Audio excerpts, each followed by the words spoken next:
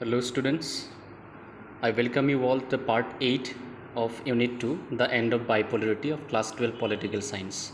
So this is the unit of the first book of political science in class 12. Students, in our last classes we have been discussing about the Middle East crisis, then the Afghanistan crisis also we have found there.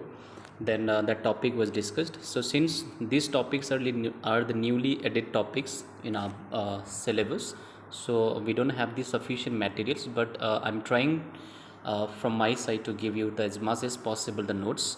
Okay, so in today's discussion, this class will basically discuss about the Gulf War. And here when we talk about the Gulf War, we have basically two different Gulf War, and the first is known as first Gulf War and the next is second Gulf War. So here in this class I will discuss with you about these two Gulf War. So first, before going to discuss the Gulf War, let us first try to understand the war that has actually took place. Okay, so we all know this is the Middle East countries map, and we have discussed previously also, right? So I'll show you here the map of Kuwait and Iraq. So before that we have to understand this is Persian Gulf, okay, and here we have Gulf of Oman, and this is Arabian Sea, and this side we have India. I think you know, right? So this side we have India after Arabian Sea, and this is Arabian Sea, and here Gulf of Oman we have. Why it is called Gulf of Oman? Because it is near to the country Oman. Okay, and when we pass through the Gulf of Oman, we will reach Persian Gulf, and here Persian Gulf is uh, being shared by different countries. You can see here surrounded, one Iran, then Kuwait, then Iraq also is there, this side Saudi Arabia, and here Bahrain also is there, and UAE also is there. Okay, so now what is our main concern is the Kuwait and this country Iraq. Okay, so between these two countries the war took place, and here some other countries or the international organizations also will have have involved here. Okay, and this was said to be Gulf War. Now let us see the Gulf War. The root of first Gulf War can be traced back to the Iraq's invasion of Kuwait in August 1990.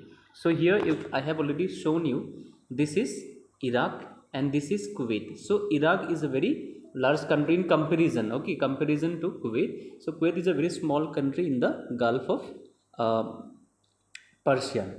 Okay, now this country was being invaded by Iraq.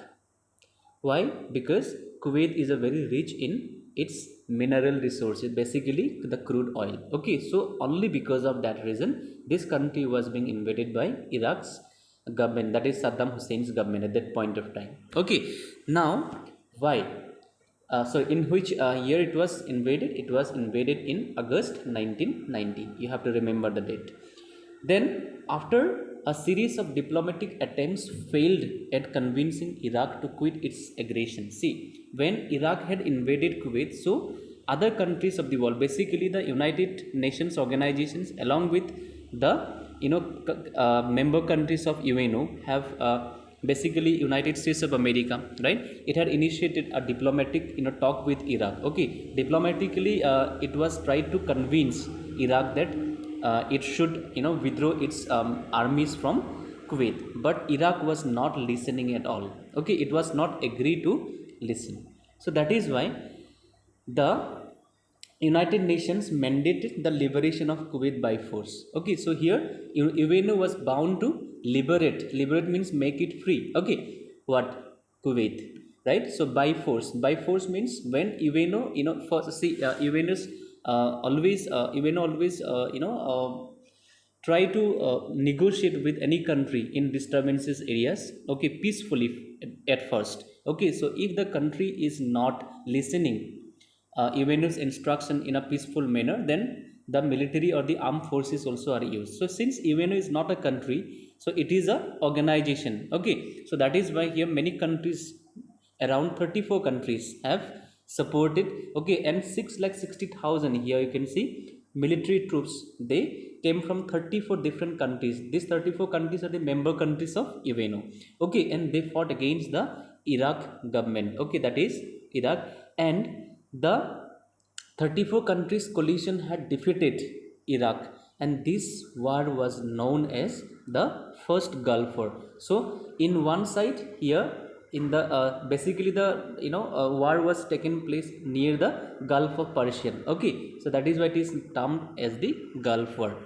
Now in one side there were 34 countries from UNO, they represented UNO, and another side Iraq's force. Okay, so finally in front of these 34 countries troops, the Iraqi government had to surrender. Okay, and this operation led by United Nations organization was known as Operation Desert Storm. I am highlighting the major things. Okay, some important points, just we have to remember this. Okay, so this first Gulf War also known as Operation Desert Storm.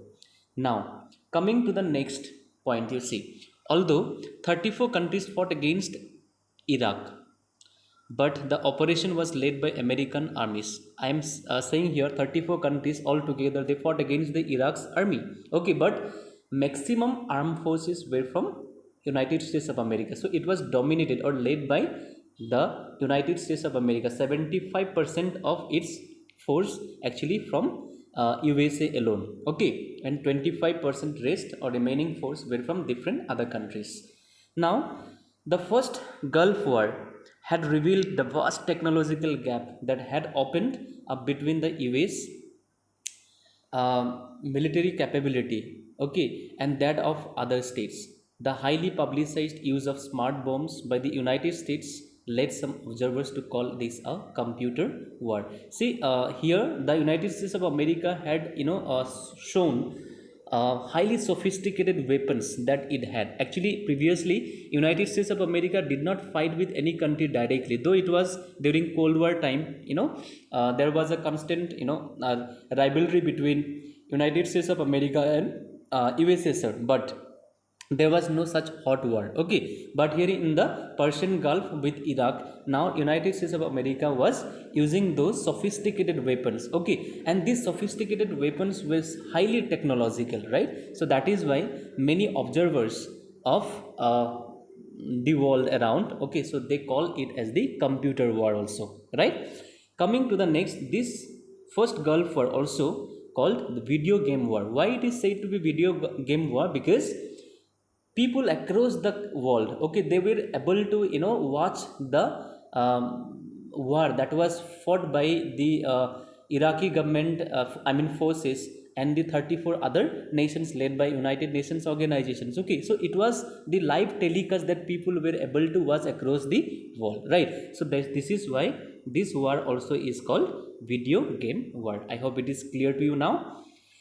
Now we will move to the next war, that is second Gulf War. So first Gulf War took place in 1990, and Saddam Hussein's government had surrendered before the UNO's force. Okay, then it was going well and good in this decade, but again in 2001 America was being attacked by the terrorist group Al Qaeda and Taliban. Okay, so as a result of which America had to root out those Taliban groups from the Middle East countries and those countries of Central Asia and South Asia who were giving the shelter to those militant groups. Okay, so here Iraq was not exceptional. Okay, so in Iraq also, or many Middle East Muslim dominated countries, the Al Qaeda and those terrorist groups were hiding them. Okay, so that is why these countries were the target for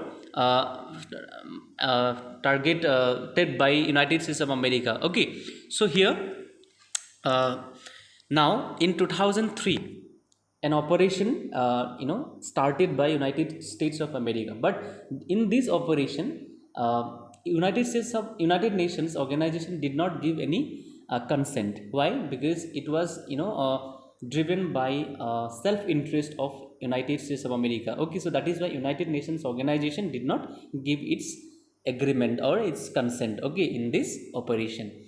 But still the United States of America had started this operation in Iraq in 2003 with the help of more than 40 countries. So you can see in the second point, more than 40 other countries joined in the US-led coalition of the willing. So why we call it as the coalition of the willing? Because the countries who are willing to join here with United States of America to invade Iraq, they were free. Okay, so that is why here it is called coalition of the willing. Okay, so when United Nations organization refused to give its mandate to the invasion, so USA had to initiate this invasion to Iraq. Now the reason that United States of America have given to the world for invading Iraq was that it wanted to prevent Iraq from developing the weapons of mass destruction. Here you can see I'm writing in short or abbreviation as well, weapons of mass destruction. So what is the weapons of mass destruction? So United States of America was afraid of Iraq, that Iraq would be nuclear capable country and it would be producing some kind of destructive weapons. Okay, so that would be a kind of threatening, because already United States of America, okay, during first Gulf War had already attacked Iraq, right? So Iraq at any moment would be taking the revenge against USA. Okay, so that is why USA was afraid of this. Okay, so at any cost it did not want Iraq to produce the destructive weapons. Okay, so that is why it wanted to interfere in United Iraq and stop Iraq from producing those weapons. Okay, so that was the reason given by United States of America. But thing is this, here after operation, there was no such weapons of mass destruction was found. Okay, evidence of the weapons of mass destruction was unearthed in Iraq. So it is speculated that the invasion was motivated by other objectives, such as controlling Iraqi oil fields and installing a regime friendly to the US. So why many observers have what they have said? They have said that the objective of this invasion was actually not to prevent Iraq from developing the weapons of mass destruction. Rather, it is the reason why USA had controlled the Iraq or invaded Iraq was the reason was for controlling the Iraqi oil fields. So because we know the Middle East countries actually very rich in oil resources. Okay, so United States of America wanted to occupy or control over those oil fields. Okay, so that is why it wanted to invade Iraq actually. Okay, and also if the oil fields have to be controlled, then the United States of America need a kind of government there which is US friendly government. So that is why it had actually invaded Iraq in 2003. Many observers, they have given their opinion in this way, right? So this is all about the second Gulf War, and here the outcome actually was was nothing actually. The United States of America's armed forces also were being killed in this operation. Okay, Operation Iraqi Freedom. So you have to remember here, I have already written second Gulf War also we call is the code name of Operation Iraqi Freedom, and here basically the outcome was nothing. Both these in both these sides, the armies, they were being killed, and many civilians in Iraq also were killed. Okay, so this is all about the today's video lecture, and the next things we will discuss in next classes. Okay, thank you.